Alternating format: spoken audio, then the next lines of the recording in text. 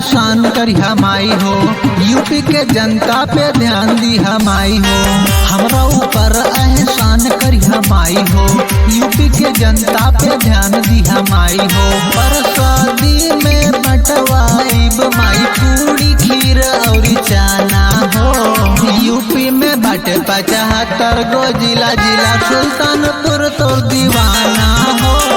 UP में बाटे 75 गो जिला, जिला सुल्तानपुर तो दीवाना हो। हे माई तनी कृपा बनावा।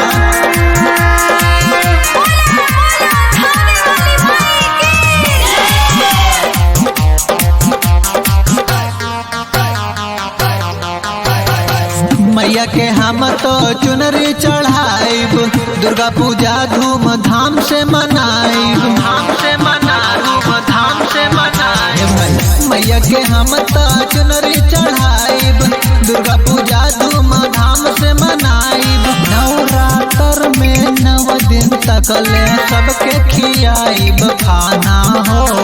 यूपी में बाटे 75 गो जिला, जिला मेठी तोर दीवाना हो।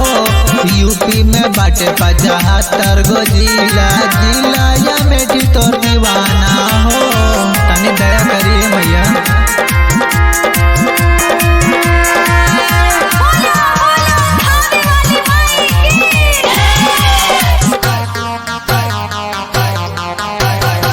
एसएस के नवा मैया का बरांड हो, केहू नहीं बोली करब ऐसन हम कांड हो, ऐसन हम कांड हो।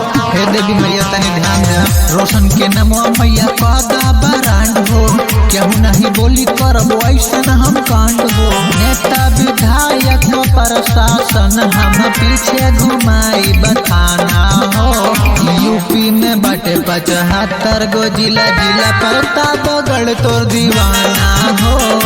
यूपी में बाटे 75 गो जिला, जिला प्रतापगढ़ तोर दीवाना हो। नेता बन जाए माई तो पुलिस अपने आप पीछे घूमे लगी, एक बार आशीर्वाद तो दे दो माई।